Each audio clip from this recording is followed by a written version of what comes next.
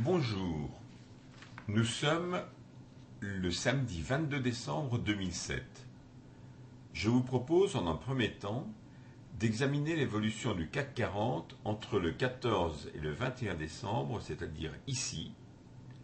Il a baissé en fait de 0,05%, donc autant dire qu'il est resté pratiquement égal à ce qu'il était au début de la semaine. Pourtant, il y a eu de grosses variations quotidiennes. Ainsi, je vous avais dit que, comme la séance de vendredi 7, c'est-à-dire celle qui est ici en fait, à New York avait été très baissière, on pouvait craindre que celle de lundi 10 à Paris le soit également. C'est bien ce qui s'est passé, puisque le CAC 40, d'ici à ici, a perdu 1,61%. Qu'en sera-t-il de la semaine prochaine ? C'est-à-dire la dernière semaine de décembre en fait. Eh bien, si vous examinez cette courbe, vous pouvez observer plusieurs choses.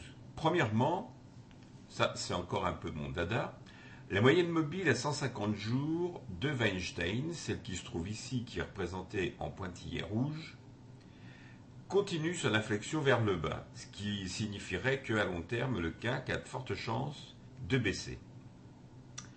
Deuxième chose, les cours de vendredi, c'est-à-dire ce petit chandelier blanc ici, sont juste sur la moyenne mobile à 20 jours de Bollinger, qui est représentée ici, c'est-à-dire qu'ils ont une chance de rebondir dessus et une autre de continuer leur mouvement baissier.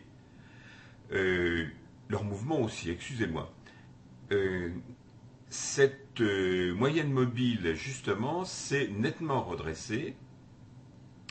Les bornes inférieures et supérieures de Bollinger sont orientées quand même à la hausse. Les volumes, ici vous le voyez, ont augmenté au cours de cette semaine. Le RSI est en position indifférente entre sa zone de surachat et sa zone de survente. Et les deux courbes des stochastiques, qui juste se croisent vendredi, semblent indiquer une reprise de la hausse. Mais enfin ça, on verra bien. Traditionnellement, je vous dirais, la fin de l'année boursière à Paris est haussière.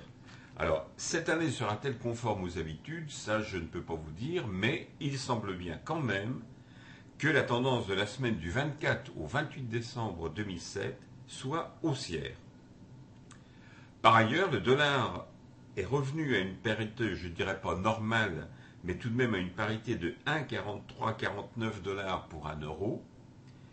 Et puis l'or est à 815 $ 40 l'once, c'est-à-dire qu'il continue son mouvement ascendant. Je vous souhaite de passer une excellente semaine boursière et surtout de bonnes fêtes de fin d'année. À la semaine prochaine.